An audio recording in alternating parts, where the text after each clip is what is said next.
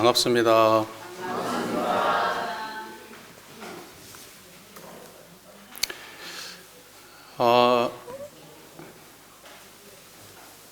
아픈 분 안 계시죠? 네, 오늘 현타원님 오셔가지고 너무 반가운데 건강 잘 회복하셔서 앞으로도 계속 건강하시기 바랍니다. 예. 오늘 이어서 이론쌍소문 오늘 마지막 공부가 될 것 같아요. 네, 오늘 이론쌍소문 또 공부하도록 하겠습니다. 24쪽을 다 외우시면 그냥 하셔도 되고 못 외우신 분이 혹 계시면은 24쪽을 함께 하겠습니다. 이론쌍소문 1호는 언어도단의 입정처이요 유무초월의 생사문인바 천지, 부모, 동포, 법률의 본원이요 재불, 조사, 범부, 중생의 성품으로 능이성 유상하고 능이성 무상하여 유상으로 보면 상주 불멸로 여여자연하여 무량세계를 전개하였고 무상으로 보면 우주의 성주괴공과 만물의 생로병사와 사생의 심신작용을 따라 육도로 변화를 시켜 혹은 진급으로 혹은 강급으로 혹은 은생어해로 혹은 해생어은으로 이와 같이 무량세계를 전개하였나니 우리 어리석은 중생은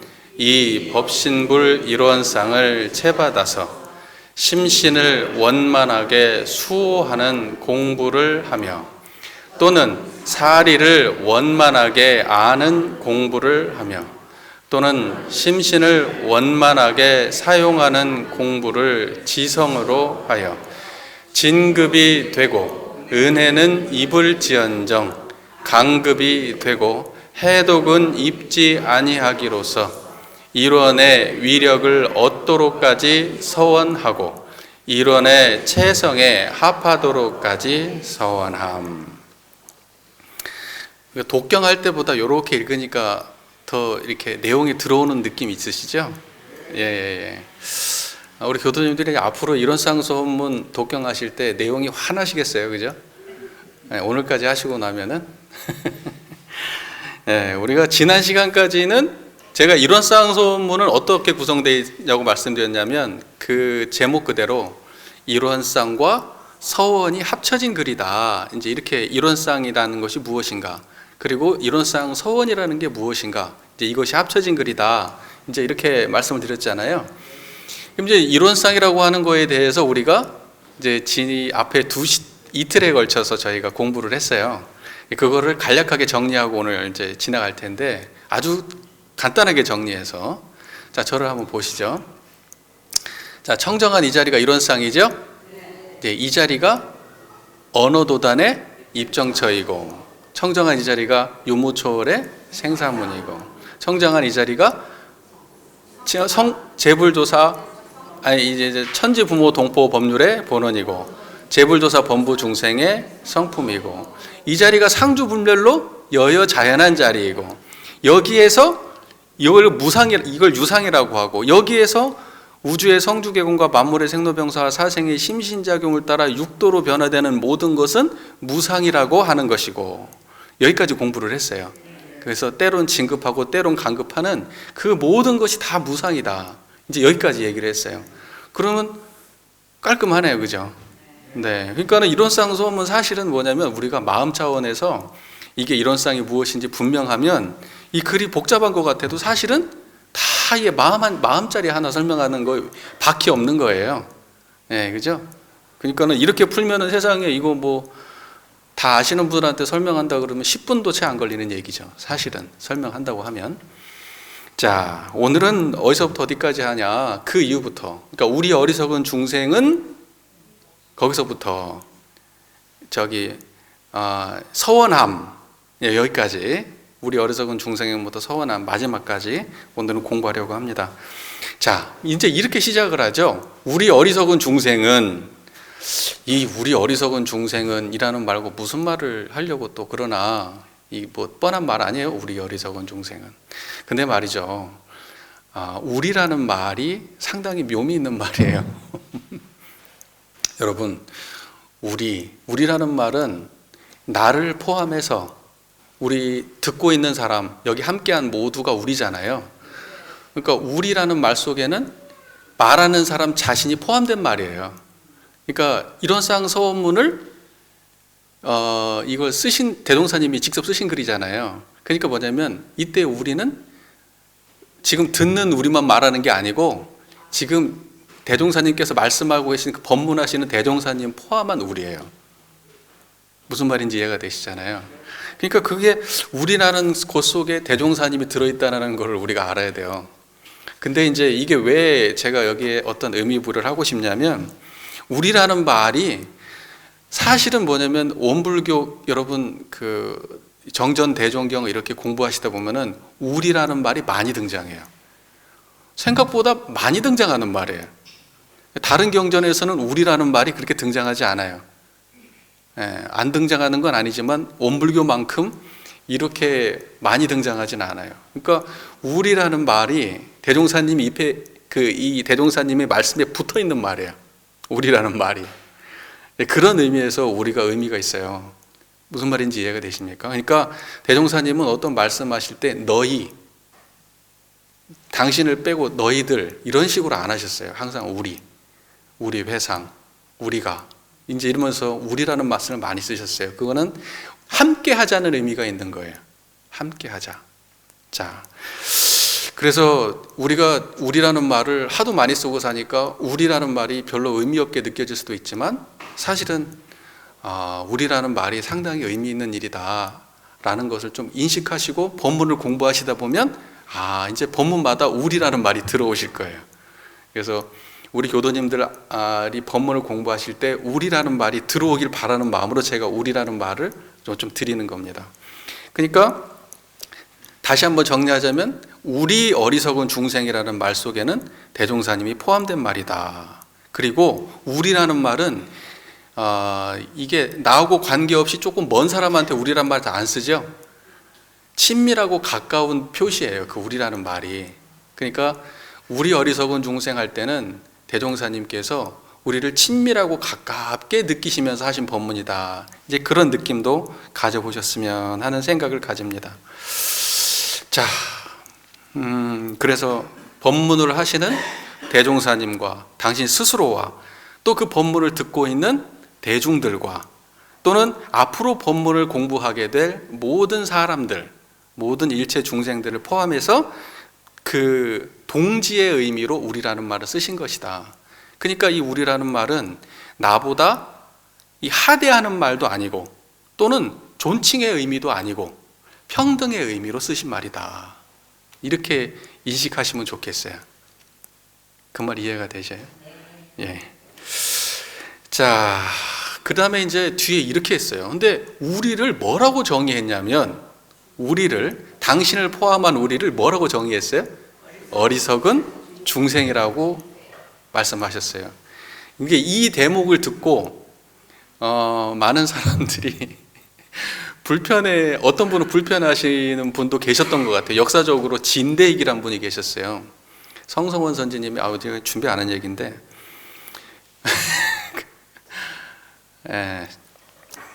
준비 안 한 얘기가 입에 튀어나오면 또 해야 되겠어요. 자, 진대익이라는 분이 계셨어요. 성성원 선지님의 이제 남편분인데 이제 선을 달라고 총부에 왔어요. 근데 그분이 그 일제시대 때 의사였어요. 그러니까는 이제 그때 당시에 의사라면 지금의 의사보다하고 비교가 안 돼요. 왜냐하면 그때는 그 대학교 나온 사람이 많은 시기가 아니잖아요. 아주 그 엘리트 중에서도 초엘리트예요. 그때 의사면.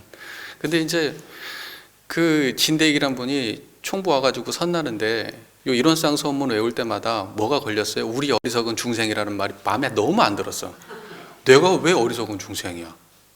나는 공부도 엄청 많이 했고 돈도 잘 벌고 다른 사람하고 비교할 수가 없는데 왜 내가 어리석은 중생이야? 이 마음이 있었던 거예요. 그래 하루는 대종사님 지나다가 대종사님을 딱 만나니까 대종사님께서 이제 물었어요. 요즘 어떻게 잘 지내냐? 뭐 잘 지냅니다. 공부할 만하냐? 예, 할 만합니다. 근데 제가 하나 의심나는 게 있습니다. 왜 제가 어리석은 중생입니까? 이렇게 물은 거예요. 그러니까 대종사님이 10년 전에 자네 어디 있었는가? 그러니까 어디 있었습니다. 20년 전에 어디 있었는가? 네, 어디 있었습니다.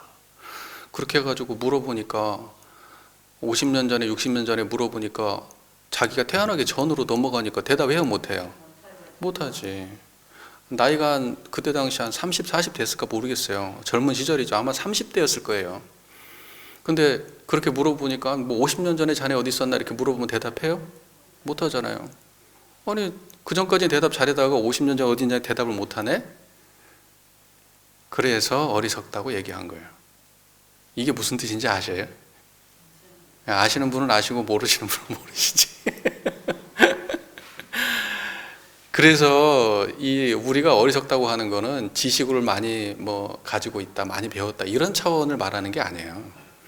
이론상의 진리를 깨닫지 못하면 다 어리석은 겁니다. 여기서 어리석다는 거는 무슨 말인지 이해가 되시죠? 그러니까 나는 어디 대학교를 나왔어, 나는 하버드를 나왔어. 근데 내가 왜 어리석어? 박사학위가 있는데 왜 내가 어리석어? 이제 이런 얘기는 안 통하는 얘기예요. 그거는 밖에 사회에서 상식적으로 지식을 많이 안다는 차원의 얘기고, 이 불법에서의 어리석음은 깨달음이 없을 때 이론상의 진리를 모르면 어리석은 겁니다. 이해가 잘 되셨죠? 말이 좀 샜습니다만 돌아와서. 그래서 근데 대종사님이 어떤 분은 딱 그런 느낌으로 나는 어리석지 않아라고 생각하는 사람도 있겠지만은 또 어떤 분들은 왜 대종사님을 스스로를 어리석다고 했어? 이렇게 또 생각하시는 분들이 계세요. 왜 자기 스스로를 어리석다고 표현하셨지? 대종사님께서 커밍아웃 하셨나? 사실은 중생인데 부처인 척 했었나 그동안에? 양심에 찔려가지고 여기다가 우리 어리석은 중생이라고 하셨나? 그런 뜻이 아니에요. 그런 뜻이 아닙니다. 그래서 대종사님께서는 우리가 잘 알다시피 이론상의 진리를 깨달아서 그 경지를 알고 양성하고 사용하는 수준이 전 인류 중에 최고 수준에 계신 분이에요. 최고 수준에 계신 분입니다. 그런데 모든 인류 중에 최고의 인격을 갖추셨다고 하더라도 그런 분도 자기를 돌아보니 부족함이 있다 없다? 있더라. 그러니까 이 말은 당신을 겸손하게 표현한 말이지 우리하고 똑같이 중생이라는 뜻이 아니에요. 무슨 말인지 아시겠습니까? 자, 보세요. 우리가 흔히 아는 속담 중에 이런 말 있잖아요. 벼는 익을수록 고개를 숙인다. 이런 말이 있어요. 여러분, 익을수록 벼가 고개를 숙인다는 속담이 가리키는 말은 그 사람이 내면이 깊을수록, 배움이 많을수록, 행실이 바를수록, 인격이 훌륭할수록 사람이 겸손하다는 뜻이잖아요. 그죠? 어설프게 배울수록, 아는 게 어설프고 행실이 어설플수록 그런 사람들일수록 아는 체하고 오만하고 자만한다는 뜻이에요. 근데 대종사 같은 분이 스스로 자기를 중생이라고 이야기할 때는 그분이 부족해서 중생이라고 말한 게 아니라 그만큼 공부하셨고 깊고 깨달음이 있기 때문에 겸손하신 거예요. 이거를 여러분 잘 아셔야 돼요. 우리는 완성을 향해서 가고 있지만 영원히 완성될 수 없는 존재예요. 왜? 우리는 이 몸을 가지고, 이 유한한 몸을 가지고 유한한 세계 속에서 살아가는 존재니까. 그러니까 온 인류 중에 가장 앞에 계신 대종사님도 당신이 스스로 돌아볼 때는 진리 그 자체가 내 안에서 구현될 때는 때로 부족함이 있다라고 스스로 아시는 거예요. 왜 그걸 아실까요? 그만큼 깊으니까 아는 거예요. 그만큼 깊으니까. 그래서 우리는 대종사님의 이렇게 스스로 부족함을 느끼는 이러한 영원한 구도자적 태도, 진실하고 그 다음에 겸손한 그러한 진리 앞에, 법신불 진리 앞에, 부처님 앞에 겸손한 하나의 구도자로서 서 있는 대종사님의 그런 진솔한 모습을 느끼길 바라요. 우리 교도님들께서. 제 말 무슨 말인지 이해가 되십니까? 여러분, 완성이라고 하는 거는 완성되면 그 이상이 있어요, 없어요? 완성은 그 이상이 없는 거예요. 완성은 거기에서 끝인 거예요, 끝. 그러나 자기 스스로의 부족함을 느끼는 사람은 영원히 진급하고 성장하는 거예요. 이 땅에서 우리가 인간의 몸으로 열심히 불도를 닦고 성부를 향해서 가는 이 가운데에 과연 우리를 진급시킬 수 있는 그 원동력은 무엇이냐면, 나는 공부 끝났어라고 하는 자만심이 아니라 아무리 깊어도 나는 부족함이 있다라고 하는 그런 겸손함이에요. 이게 중요한 겁니다. 이거 엄청 중요해요. 어설프게 조금 몇 년 공부하고 조금 알아지면 그때부터 오만하고 아는 체하고 그렇게 돼요. 저도 양심 고백하자면 그러한 삶을 살아왔고 지금도 때때로 그러한 자기 자신의 오만함에 빠질 때가 많이 있습니다. 하지만은 이렇게 되면은 안 된다는 걸 너무 잘 알기 때문에 항상 거기에 속박되지 않으려고 노력합니다. 그러니까 완성이라고 하는 것, 내가 잘 안다라고 하는 것, 그러한 어리석음에 속박되지 않으면 항상 우리는 자기 스스로를 겸손하게 생각하고 낮출 수가 있고, 대종사님처럼 자기 스스로를 우리 어리석은 중생이라고 말할 수 있는 거예요. 그거는 부족해서가 아니라 깊기 때문에 그래요. 네, 여러분 이 지점을 꼭 명심하시기 바랍니다. 그래서 우리 교도님 중에서도 이제 공부 많이 하시면 이제 어떻게 돼야 돼요? 막 대우 받아야 돼요? 나 좀 알아줘야 되고 잘난 체하고 막 그래야 돼요? 그게 아니고 진짜 공부하면 어때야 돼요? 진짜 겸손하고, 진짜 겸손하게 되면 모든 사람들이 존경해요. 네, 그거를 우리 교도님들 꼭 잊지 마시기 바랍니다. 그러한 의미에서 대종사님께서 우리 어리석은 중생이란 말 쓰셨지, 우리 같은 중생이란 뜻이 아니에요. 이거 오해하시면 안 돼요, 그런 말은. 자, 그래서 우리 어리석은 중생은 이라는 이 짧은 말이 그냥 어찌 보면은 그냥 대수롭지 않게 지나갈 수 있는 말이지만, 그 안에 대종사께서 모든 공부하는 당신의 제자들을 평등한 마음으로 대하는 그 태도를 알 수 있고, 또 스스로를 낮추는, 깊은 공부를 하셨지만 스스로를 항상 부족한 중생의 위치에 놓으려고 하시는 그러한 겸손한 진실한 구도자의 태도를 볼 수 있다. 이제 이 말씀을 드리고 싶습니다. 이제 앞으로 우리 어리석은 중생은이라는 말이 이제 그냥 지나가는 말이 아니라 마음속에 어떠한 지표가 될 수 있는, 우리 공부의 지표가 될 수 있는 말로 남기를 바랍니다. 자, 그 다음 문장은 이렇게 진행이 됩니다. 아주 중요한 문장이 나와요. 우리 어리석은 중생은 뭐죠? 이 법신불 이론상을 채받아서. 이건 아주 핵심적인 문장이에요. 이 법신불 이론상을 채받는다는 말은 이론상 서문에서 아주 중요한 말이에요. 이 법신불 이론상을 채받아서. 여러분 보세요. 저를 보세요. 이 소리 들려요? 네. 이거 저 보여요? 네. 저 보는 그 자리, 그것을 이라고 한 거예요. 이해가 되세요? 네. 그러니까 이 법신불이라고 할 때는 당신의 눈앞에 펼쳐져 있는 바로 그 자리, 여러분이 이 소리를 들을 때 듣는 그 자리, 저를 볼 때 보는 그 자리, 그거를 가리키면서 이렇게 얘기하신 거예요.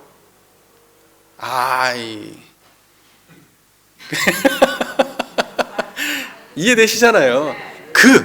이 법신불 이론상을 채받아서. 그러니까 우리도 똑같이 지금 그거를 이 목전에서 목도하면서 이 법신불 이론상을 채받아야 돼. 그러니까 이게 말로 올라가면 안 되고 경지로서 이해가 돼야 돼요. 대종사님께서 이 법신불 이론상을 채받으라고 할 때 당신이 지금 눈앞에서 그 마음자리를 여실히 보면서 이 법신불 이론상이라고 말씀하셨구나, 그렇게 알아차려야 되는 거죠. 여러분 나중에 이제 우리 그 다음에 이론상 법을 공부할 거잖아요. 그러면 거기 여러분 잘 아시잖아요. 이 원상은 아니비설신을 사용할 때 나오잖아요. 그때 이 원상 할 때 그 이가 이예요. 그 이제 우리 불법 우리가 앞에 불교정전 요거 있기 전에 그 저번이 불교정전이잖아요. 그 불교정전에 보면은 뭐라고 나오냐? 차 이렇게 나와요. 차. 이 차자예요. 이 차자. 차 이론상 이렇게 나오거든요.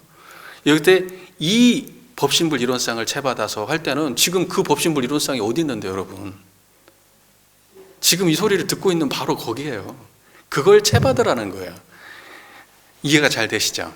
자, 그런데 우리가 이제 이 법신불 이론상을 채받는 것을 앞에서 우리 총서편에서 교법의 총설 공부했잖아요.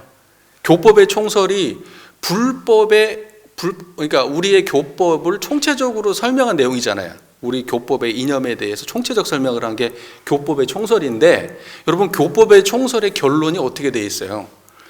그러므로 우리는 우주만유의 본원이요 재불재성의 시민인 법신불 이론상을 신앙의 대상과 수행의 표본으로 모시고, 이렇게 나와요.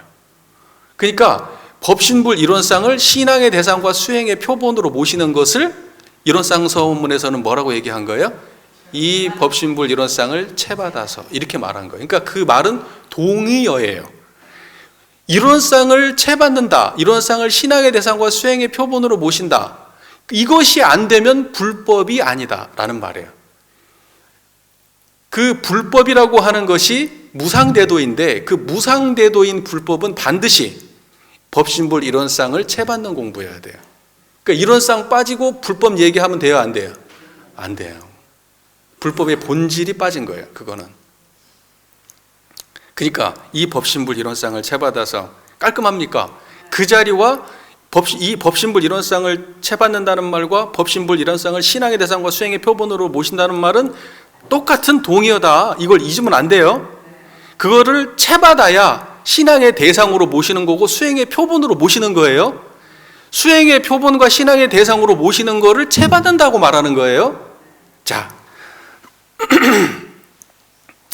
그 다음에 이제 우리가 채받는다라고 할 때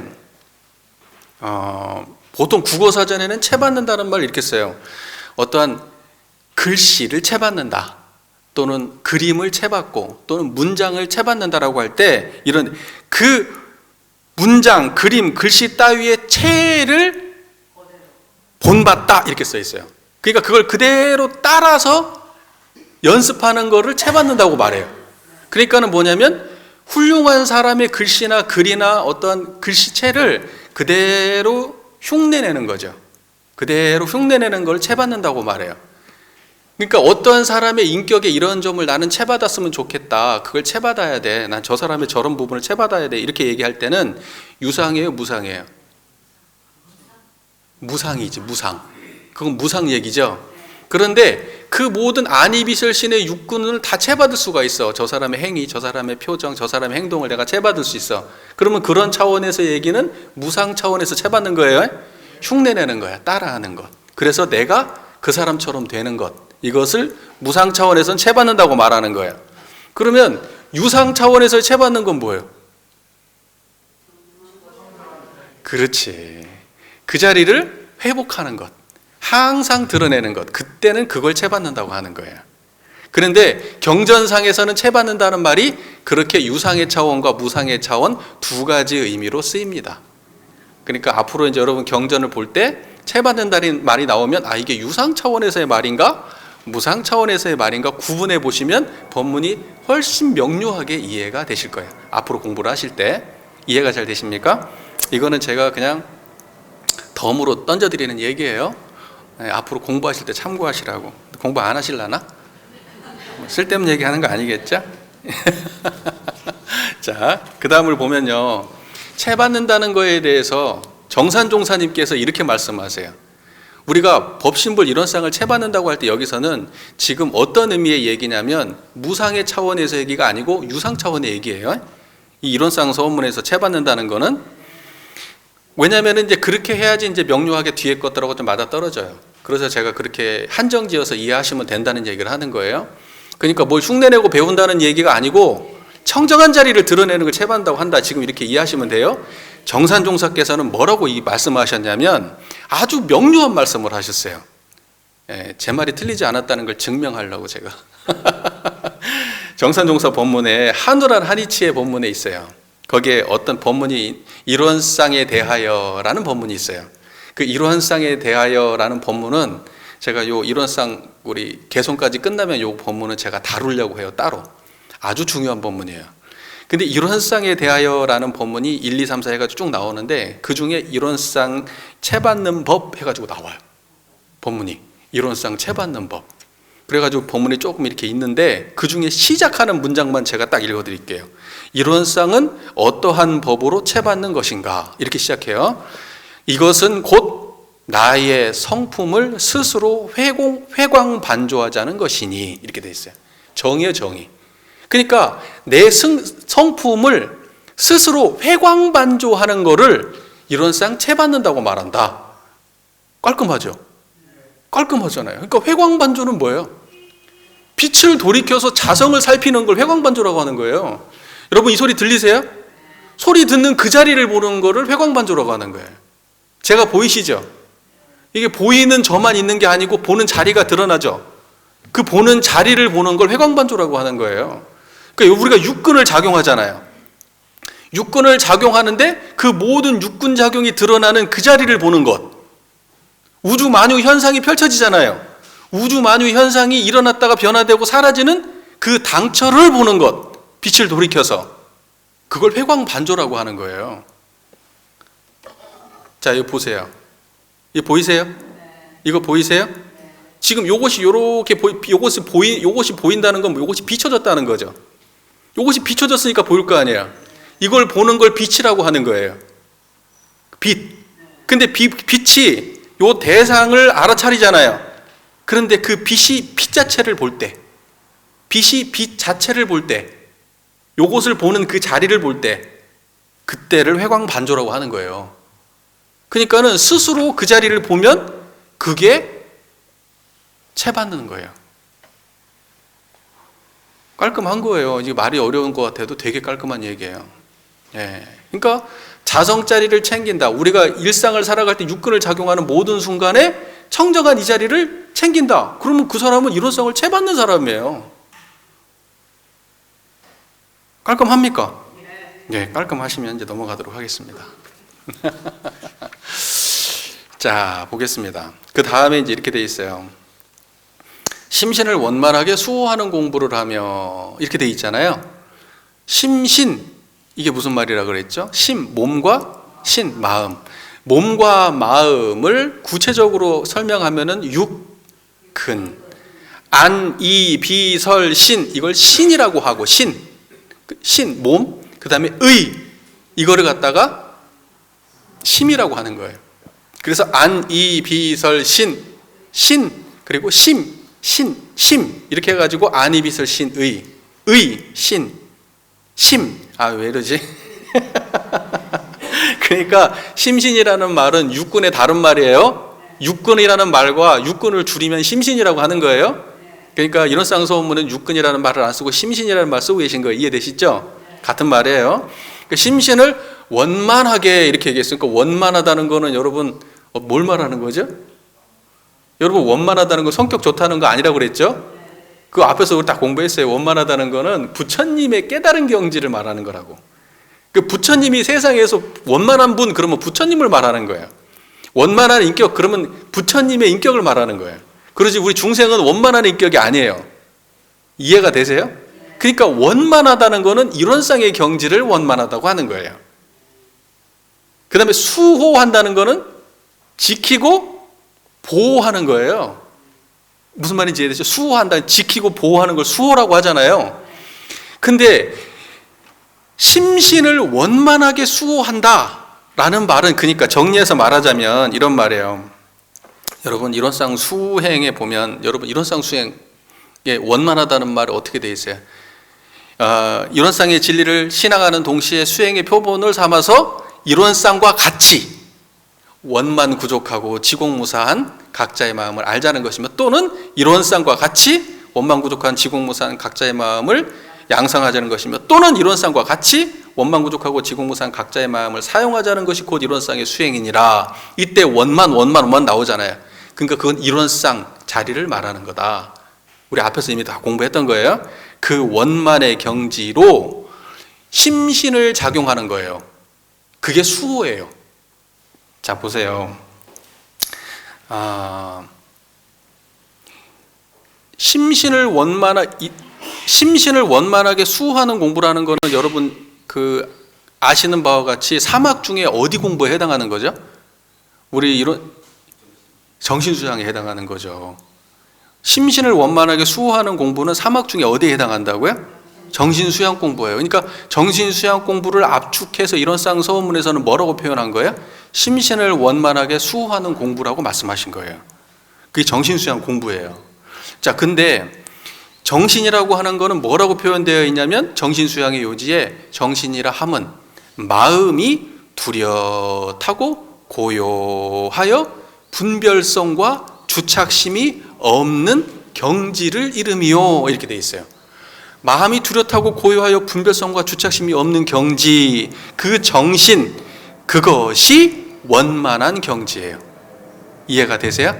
그러면 심신을 작용한다는 것은 육근을 작용한다는 거잖아요. 몸과 마음을 작용할 때 마음에 뚜렷하고 고요하여 분별성과 주착심이 없는 그 원만하고 청정한 경지를 떠나지 않으면 그거를 보고 육근을 수호한다, 원만하게 수호한다, 그렇게 얘기하는 거예요. 자, 보세요. 여러분, 저 보이세요? 지금 눈을 쓰고 계시잖아요. 지금 눈을 써서 저를 보시죠. 귀를 써서 이 소리를 들으시죠. 근데 지킨다는 거는 어떤 거냐면 이때 청정한 자리가 이 경험보다 앞에 있는 거예요. 우리는 자, 이놈을 지키기 위해서 얘를 지키기 위해 사람이 있어요. 요 사람이 있으면 사람을 지키려면 앞에다가 뭘 세워야 되겠죠. 방패막이 안 세우면 얘 지킬 수 있어요? 앞에서 총알 날라올 때?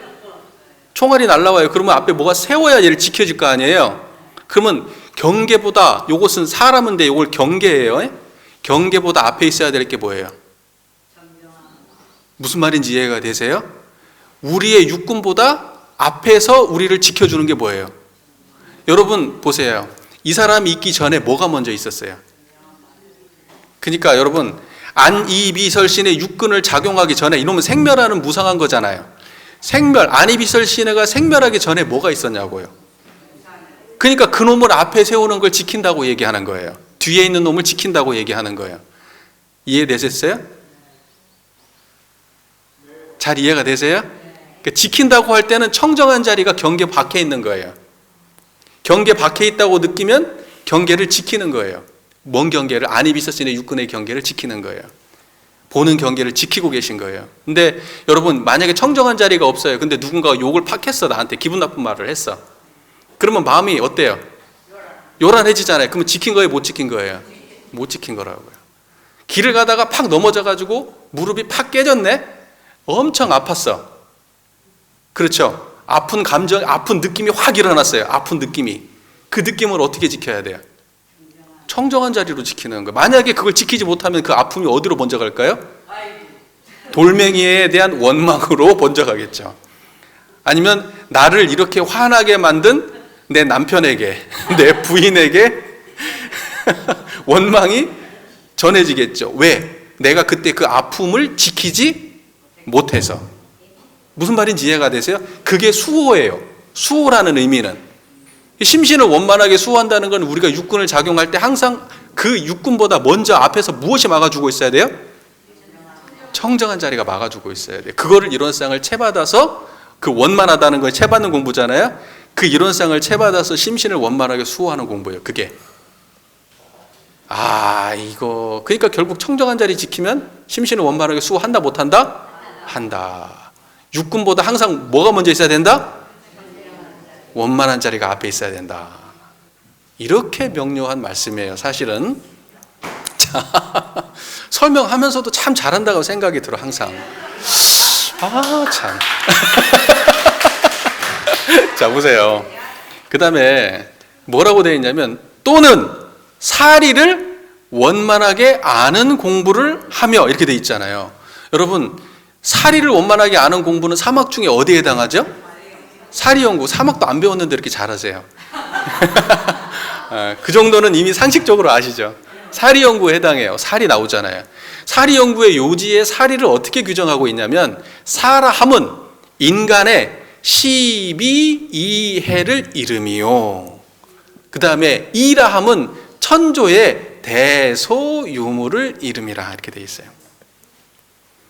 그러니까 사리연구라고 하는 거는 인간의 12이해와 천조의 대소유무를 공부하는 게 사리연구예요. 이해가 되세요? 그런데 그 공부를 무작정 머리를 들이밀어가지고 막 경전 글씨를 막 공부하고 이렇게 해서 공부하면 12이해와 대소유무의 공부를 바르게 할 수 있다 없다? 없다는 거예요. 그러면 어떻게 해야지 대소유무와 12이해를 바르게 공부할 거냐? 원만한 경지로 해라 이 뜻이에요. 자 보세요.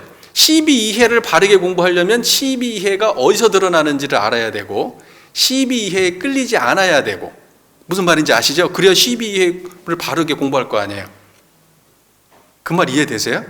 그러니까는 12이해 상황에 닥쳤을 때 원만한 경지를 떠나지 않고 원만함에서 옳고 그르고 이롭고 해로운 상황을 그 원만한 청정한 그 자리에서 그걸 대할 때, 그럴 때 그것이 12이해를 바르게 공부하게 된다 이런 뜻이에요. 그러면 대소유무를 공부할 때는 어떻게 해야 되느냐? 이론상이라는 걸 빼고 이론상에 대한 설명이 대소유무인데, 무슨 말인지 이해되세요? 이론상, 대소유무가 이론상 공부인데 이론상이라고 하는 체험을 원만한 경지를 앞에 드러내지 않고 그냥 문자적으로 대소유무를 이해하면은 그게 제대로 공부가 되겠어요? 그러니까 대소유무를 공부할 때도 결국 원만한 대소유무는 어떻게 해야 공부할 수 있냐면 원만한 자리로 대소유무를 공부해야 된다는 거예요. 그러니까 원만한 자리에서 12회를 공부하고 원만한 자리로 대소유무를 공부해야 그게 사리를 원만하게 아는 공부가 된다는 뜻이에요. 그게 이론상을 채받아서 하는 공부라는 거예요. 깔끔하십니까? 깔끔합니다. 자, 그 다음에 또는 심신을 원만하게 사용하는 공부라고 했어요. 자, 심신을 원만하게 사용하는 공부는 사막 공부에 어디에 해당하죠? 작업지사에 해당하죠. 때려 맞춘 거 아니죠? 심신을 원만하게 사용하는 공부는 작업지사.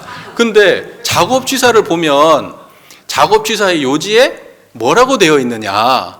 작업지사, 작업이라 함은 무슨 일에나 안, 이, 비, 설, 신의 육근을 작용함을 이름이요. 이렇게 되어 있어요. 그러니까 업을 짓는다는 것은 작업지사잖아요. 업을 짓는다는 것은 육근을 작용하는 것이 업을 짓는 일이다. 취사라고 하는 것은 그 업을 지을 때 정의는 취하고 불의는 버리는 것을 취사라고 한다. 그러니까 육근을 작용할 때 정의는 취하고 불의는 버리는 것을 작업지사라고 하는 거예요. 그런데 이거를 이론상 서원문에서는 심신을 원만하게 사용하는 공부라고 말씀하셨어요. 자, 그러면 이때에 그러니까 안, 이, 비, 설, 신의 육근을 작용해 가지고 정의하고 불이행을 할 때 그때 정의도 어디에서 드러내야 돼요? 이론상 자리로 정의를 취해야 되고, 버릴 때 사를 버릴 때는 불의를 버릴 때는 무엇로 불의를 버려야 돼요? 이론상 자리에서 불의를 버려야 돼요. 취해도 이론상 자리에서 취하고 버려도 이론상 자리에서 버려야 그것이 심신을 원만하게 사용하는 공부예요. 그게 이론상을 채받아서 하는 정신수양 사리연구 작업지사 공부예요. 수호하고 알고 사용하는 공부예요. 정리가 깔끔하십니까? 네, 깔끔하네요.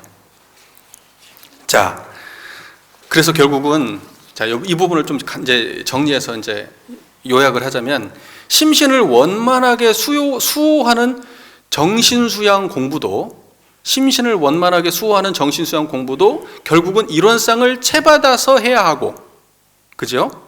이 법신불 이론상을 채받아서 해야 되잖아요. 그 다음에 사리를 원만하게 아는 공부도, 사리연구 공부도 이 법신불 이론상을 채받아서 해야 하고, 심신을 원만하게 사용하는 이 공부도 법신불 이론상을 채받아서 해야 한다. 그러면 이걸 채받아서 정신수양 사리연구 작업지사가 전부 다 이론상을 채받아서 하는 공부잖아요. 그러면 정신수양 사리연구 작업지사의 취사가 결국은 법신불을 채받아서 하는 공부니까 이 공부의 결과는 무엇으로 인해서 나온 결과예요? 법신불로 인해서 나온 결과겠죠. 이해가 되세요, 이 말이? 이 자리를 채받아서 하는 공부니까 이 자리의 결과가 나오겠죠. 여러분, 자전거를 가지고 열심히 연습을 하면 뭘 잘하게 돼요? 자전거를 잘 타게 되겠죠. 무슨 말인지 이해가 되세요? 칼 가지고 물을 열심히 써는 연습을 하면 칼로 물을 잘 써는 결과가 나오겠죠. 이론상을 가지고 사막을 수행하게 되면 결국 이론상을 3대력으로 잘 쓰는 결과가 나오겠죠. 자, 여기까지 이해를 하고 그 다음 문장을 보면 이거 사막 공부를 지성으로 하여, 그죠? 지성으로 하여는 뭘 지성으로 한다는 거예요?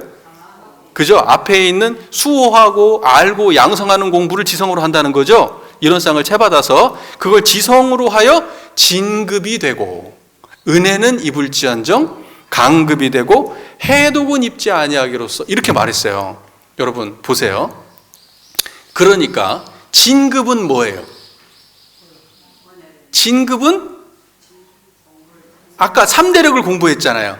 3대력이 양성되면 그것이 어디로 가는 거예요? 결과가 진급으로 가는 거예요. 3대력 공부를 하지 않으면 결과가 어떻게 돼요? 강급이 되는 거예요. 3대력을 수행해가지고 나온 진급을 여기서는 뭐라고 했냐면 은혜를 입는다 이렇게 말한 거예요. 3대력을 수행하지 않아가지고 이론상의 그 은혜가 나오지 않으면 무엇이다? 강급이 되고 해독을 입는 거예요. 그러니까 이론상 공부는 여러분들 우리는 이론상 공부를 하게 되면 무조건 조금이라도 이익이지 손해볼 날은 없는 거예요. 무조건 조금이라도 진급이지 강급되지 않아요. 여러분 진급의 수준은 사람마다 다를 수 있어요. 진급의 진폭은 그 사람이 그동안에 닦아왔던 닦아왔던 그러한 그 수행의 삶에 비례하는 거예요. 여러분 전생에 얼마만큼 닦아왔는지 알아요? 그래서 어떤 사람은 어려도 엄청 잘하는 사람은 전생에 많이 닦은 사람이고, 근데 내가 정말 열심히 해도 잘 안 되면 전생은 아직 그렇게까지 열심히 해왔던 게 아닌 거예요. 그래서 이 생에 그만큼 그밖에 안 드러나는 거예요. 그러니까는 우리는 인과를 3세 인과를 공부하는 사람들은 절대 이런 말을 하면 안 돼요. 나이하고 수행의 결과를 동일시하면 안 돼요. 그건 나이하고 상관 있는 일이 아니에요. 왜냐하면 우리는 3세를 보기 때문에 그래요. 근데 우리가 이 생에 지금 이 사람과 내가 아무것도 안 해갖고 지금 막 스타트를 했다면 노력한 결과에 따라서 차이가 나겠지. 오래 한 사람이 더 유리하겠지. 그런데 3세를 보면은 지금 잘하는 것은 그냥 잘하는 것이 아닌 거예요. 이해가 잘 되세요? 그러니까는 잘하는 사람에 대해서 질투할 필요가 없어요. 깎아내릴 필요도 없어요. 그냥 그 사람은 그걸 열심히 과거부터 현재 이렇게까지 열심히 해온 거예요. 그래서 잘하는 거예요. 그걸 보고 인과라고 하는 거죠. 이해가 잘 되세요? 그런데 이론상 공부는 무조건 조금이라도 하면 진급이지 강급은 없어요. 이론상을 빼가지고 사막 공부를 하잖아요. 예를 들면 이론상을 근거해서 이론상을 채받아서 사막 공부를 하게 되면 진급인데, 여러분 이건 중요한 얘기예요. 만약에 이론상을 채받지 않은 상태로 사막 공부를 하면 진급이 될 수도 있고 강급이 될 수도 있어요. 왜? 채받지 않아서 공부를 하고 나면 무엇이 남아요? 상이 남아요. 상이 남아. 이론상을 채받아서 공부하는 사람은 상이 안 남아요. 쌓은 만큼 올라가. 그런데 이론상을 채받지 않고 공부하면 했다는 상이 남아요. 이거는 벗어나기가 어려워요. 그래서 공부하면 할수록 해독이 돼. 그럴 수가 있어요. 그러니까 좌선했다고 열심히 좌선을 했는데 결과를 보니까 승질이 더 잘 내. 기도를 열심히 했는데 기도를 열심히 했는데 나중에 보니까 기도를 해가지고 잘 될 때는 좋았는데 안 되고 나니까 원망이 더 커졌어. 뭐 예를 들면 또 공부를 한다고 열심히 막 경전을 공부를 했는데 나중에 보니까 안다는 자랑이 뭔 얘기만 나면 입을 막 가만히 있질 못해. 그렇게 자랑을 많이 하면 어떻게 돼요? 사람들이 좋아해, 싫어해? 싫어하면 강급되는 거예요. 근데 또 그것이 맞는 말 하면 좋은데 틀린 말을 해. 이론상을 모르고 공부를 해놓으니까 말을 했는데 또 틀린 말을 해. 교전 해석을 잘못했어. 그러면 죄 져요, 안 져요? 죄 짓게 돼요. 무슨 말인지 이해가 되십니까? 그래서 이 공부라고 하는 거는 반드시 이론상의 전제가 없으면은 그 공부는 장담하기 어려워요. 장담하기가 어려워. 그런데 그래도 전생에 지은 바가 있어가지고 모르고 뛰어들어서 공부를 시작을 했는데 이쪽 저쪽 갈팡질팡 하다가 길을 찾았어. 그러면 진급하는 거예요. 그래서 이론상을 채받아서 하는 공부는 그건 아주 근원적으로 중요한 겁니다. 그러니까 이론상이 빠진 공부는 무상대도도 아니고 불법도 아니고 그냥 아무것도 아니에요. 이게 굉장히 중요한 아주 핵심이에요. 이게 이해가 잘 되시죠? 네. 자, 그래서요. 법신불 이론상을 채받아서 심신을 원만하게 수호하면 은혜가 나와요. 그로 인한 은혜가. 또는 사리를 원만하게 알면 그로 인한 은혜가 나와요. 심신을 원만하게 사용하면 그로 인한 은혜가 나와요. 그것이 바로 은혜를 입는다는 의미예요. 무슨 말인지 이해가 되세요? 그러니까 막연한 얘기가 아니고 정신 수양력, 사리 연구력, 작업 취사력, 그것이 법신불의 은혜예요. 그러니까 지금 제가 3대력 공부하니까 사업에 성공했어요. 3대력 공부하니까 시험에 합격했어요. 3대력 공부하니까 암이 사라졌어요. 이렇게 되면 돼요, 안 돼요? 그거 아니라고요. 그거 아니라고. 그런 결과를 은혜라고 말하는 게 아니에요. 이해가 잘 되십니까? 네, 이거 잘 이해해야 돼요. 자, 그래서 결국 법신불 이론상을 채받아서 사막 공부를 하면 법신불 이론상의 은혜를 입게 된다. 그 은혜는 결국 이론의 위력을 얻는 은혜, 또는 이론의 체성에 합하는 은혜로 확장이 되는데, 보세요. 앞에서 은혜는 입을지언정 3대력을 공부해서 은혜를 입었다. 결국 이론상의 은혜를 입은 거예요. 여기까지 정리가 됐죠. 그럼 그 다음 문장은 이렇게 되는 거죠. 이론의 위력을 얻도록까지 서원하고 이론의 체성에 합하도록까지 서원함. 그러면 또 이건 또 무슨 소리야? 이론의 위력과 이론의 체성, 이론의 위력도 얻고 이론의 체성도 합해야 돼. 자, 그럼 이게 무슨 말이냐? 그러면 이론의 위력이 따로 있고 이론의 체성이 따로 있고 이론의 은혜가 따로 있냐? 따로따로 해요? 그게 아니라고요. 자, 앞에서 3대력 이론을 법신불 이론상을 채받아가지고 3대력을 양성을 했어요. 그러면 이것이 은혜를 입게 돼요. 이론의 은혜를 입게 되죠. 그 이론의 은혜가 이론의 위력이에요. 무슨 말인지 이해가 되시죠? 그리고 그 이론의 위력이 나타나면 이론과 하나 됐다는 거죠. 왜냐하면 이론이 나에게 쓰여지니까, 이론으로 인해서 나의 삶이 사라지니까 그런 걸 보고 이론의 체성이 합했다 이렇게 얘기하는 거예요. 그러니까 결과적으로 이론의 은혜와 이론의 위력과 이론의 체성은 같은 자리다, 다른 자리다? 같은 자리다. 정리가 잘 되셨습니까? 네. 자, 아무리 이론상의 진리가 우리 앞에 떳떳하게 이렇게 역력하게 있다고 하더라도 그 진리를 채받아서 수호하고 그걸 알고 그걸 사용하지 않으면 이 이론상의 은혜는 우리에게 어떠한, 이론상이라고 하는 것은 우리에게 어떠한 은혜도 되지 못하고 이것의 위력을 얻을 수도 없고 이 체성에 합할 수도 없습니다. 그러니까는 우리는 단지 아는 데서 그치면 안 되고 그걸 가지고 실제로 사막 수행으로 전진해 나가야 되는 거예요. 일상의 경계 속에서 이 마음 작용을 채받는 공부를 쉼 없이 하셔야 되는 거예요.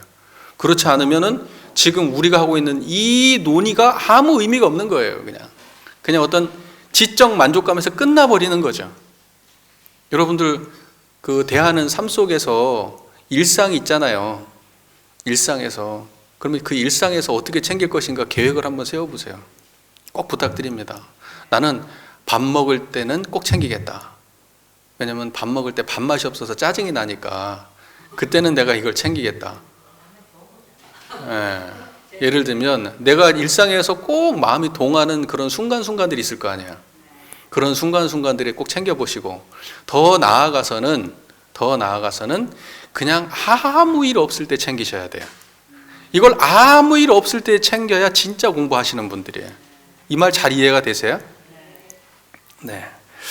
그래서 우리 교도님들께서는 이론상을 채받아서 이론의 은혜를 입고 이론의 위력을 얻고 이론의 체성에 합해서 성불재종의 소원을 꼭 이루시기를 간절히 부탁 말씀을 드립니다. 우리 교도님들 그렇게 하시겠어요? 이론상 소원문이 여러분의 마음속에 가까이 다가왔습니까? 이제 어느 구절을 들어도 그 자리가 드러나시겠습니까? 네, 감사합니다. 경청해 주셔서 감사합니다.